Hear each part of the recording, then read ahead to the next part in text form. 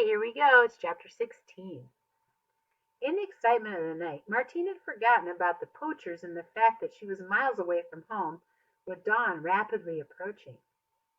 Even supposing she was able to steer Jemmy, who was not, after all, a schooled horse, in the general direction of the house, there was no way she could allow him to leave the secret valley. If there was any possibility that the hunters were still looking for him. After the last bemused glance at the giraffe paintings, Martine ran into the cave exit and slipped and slithered back down the rocky steps, adding a fresh layer of moss to her jeans. The tunnel seemed longer than she remembered, and she was very grateful to reach the tranquil valley and hear the welcoming call of the white giraffe. She rushed over to Jemmy, put her face against his velvet fur, and cuddled him for several minutes. Only then did she switch off her flashlight and grope her way out of the valley entrance. Standing on a rock, she peered over the edge of the crevice. The dense foliage of the tree blanketed out most but not all of the view. A stamp-sized gap showed a patch of sky which was a brilliant blue that precedes first light. Martine could also make out the front half of the poacher's rustling Ford pickup. It was empty. Seeing the truck gave her an idea. Like a lot of her ideas recently, it was a bit crazy, but if it worked, it would be the perfect solution. She was going to get the poachers to give her a ride home.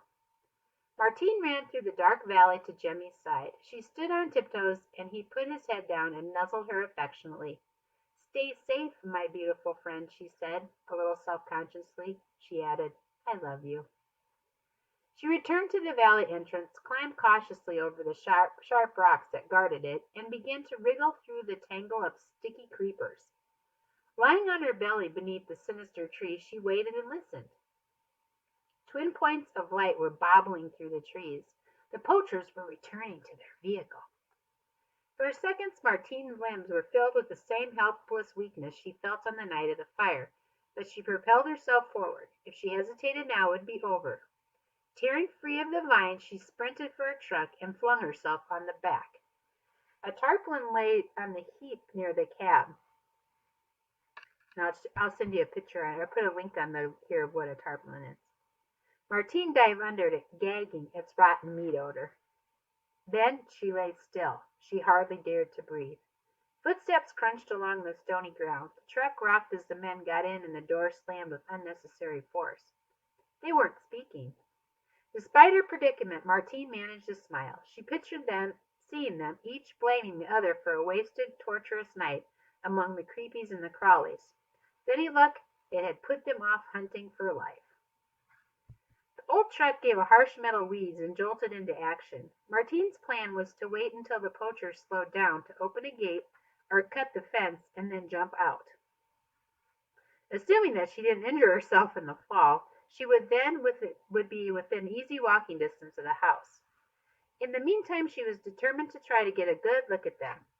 Using the tarp as a cover, she raised herself inch by inch until her eyes were level with the bottom of the dusty cab window. The first pink stirrings of dawn were in the sky, and Martine saw immediately why she found it so difficult to make out the feature of the men at the water hole. They were dressed in gray long-sleeved shirts, and black ski masks covered their faces. All she could see was their hands. The driver's powerful paws gripped the steering wheel, and his accomplice's hairy ones holding the rifle. She lay back down again. One of the men was black, with a tattoo of a tiger on his wrist, and one was white. It didn't really tell her anything. It didn't even tell her if they were the same men who'd shot her grandfather and the two giraffes. A light bulb went off in her head. What if the clue lay not with the men, but with the giraffe? From what Tende said, the police and everyone in Sabanwa had always assumed that the poachers had been after ordinary giraffes, mainly because it was ordinary giraffe that they found dead, and most people believed that the white giraffe was only a legend. But if they had been trying to catch the white giraffe instead, then that would change everything. Martine wriggled deeply into the folds of the stinking tarpaulin. It made total sense. For the poachers to have known of the white giraffe's existence, they must have had very close links with Sumbawa. That meant they were either friends or relatives of someone who worked on the game reserve, or they worked there themselves.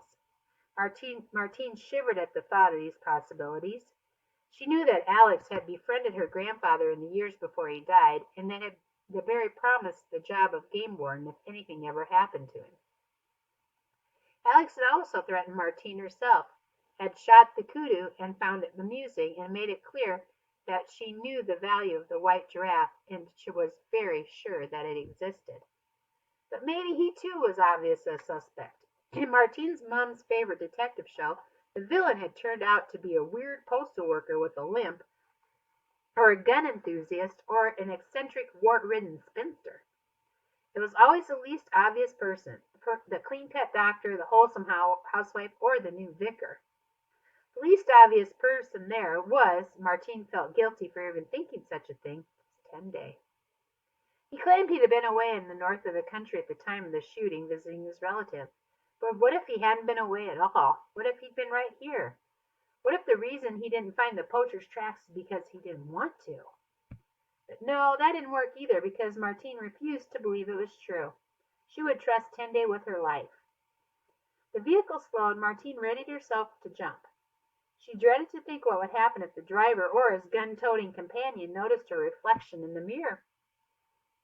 In the end, it was easier than she expected, largely because the poacher swerved to avoid a startled springbok, and Martine flew over the side. She landed in a clump of dewy, elephant dung-padded grass, which had the double effect of cushioning her fall and quickly obscuring her from view.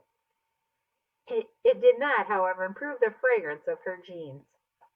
By the time she had established that her left leg was bruised rather than broken, all the remaining poachers was a fading drone of their engine.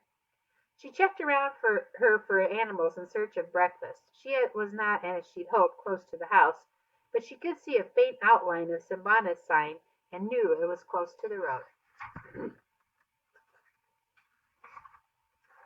With dawn unfurling like a scarlet banner above her head and the birds competing to announce the arrival of another perfect summer's day, Martine managed a limping jog through the bush to the game gate and was home in under 10 minutes. Usually her heart would have been full of magnificence of the morning and the fizzing freshing of the air, but today all she could think about was the danger Jemmy was in and how close they'd both come to falling victims to the hunters. A couple of hours later, Martine had showered and put on her uniform, and she was in the process of shoving her jeans into the very back of the washing machine and thinking how nice it was to have the house to herself when she heard what sounded like a stock car race in the yard. She rushed outside, expecting to see her grandmother returning for Somerset West, and was confronted instead with an extraordinary sight. The police were spilling out of 2 squad cars. But that wasn't what stopped her in her tracks. In the center of the lawn, roped together like the bad guys in the cowboy film, were the poachers. Their ski masks were gone, and their faces were as sour as milk, but there was no mistaking them. Tende, Alex, and her grandmother were in a huddle in the driveway, talking intently, but they broke apart when Martine woke up.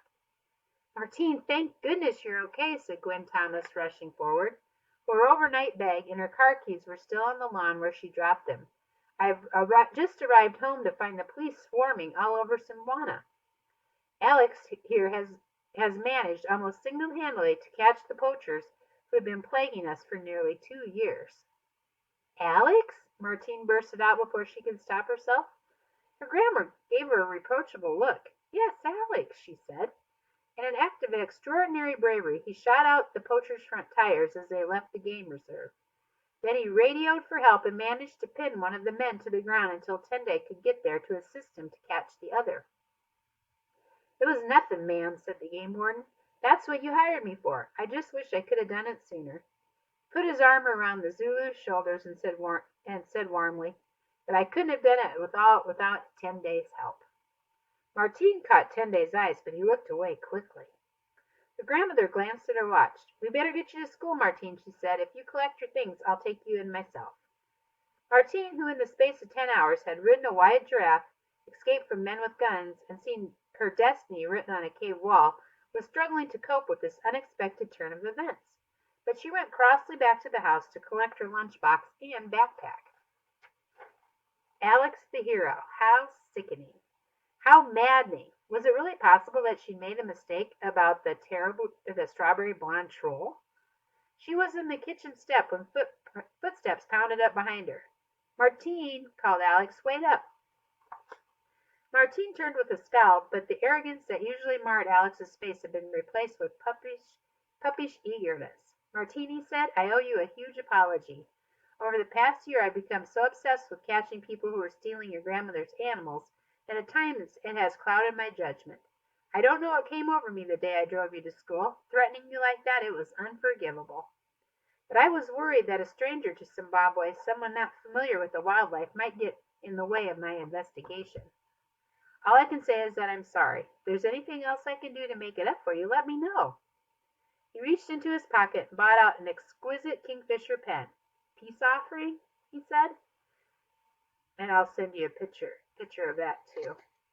Martine accepted it grudgingly, but didn't answer. She was remembering the bullet splitting the tree above Tenday's head and the haunting eyes of the fallen kudu. Alex's mouth gave a twist. "Yeah, I know what you're thinking. The kudu. Why did I shoot it? Believe me, it hurt me to do it. But I became suspicious of everyone, and then that was a test. I wanted to see how Tenday would react, and how he reacted the way a man who cares about animals should react.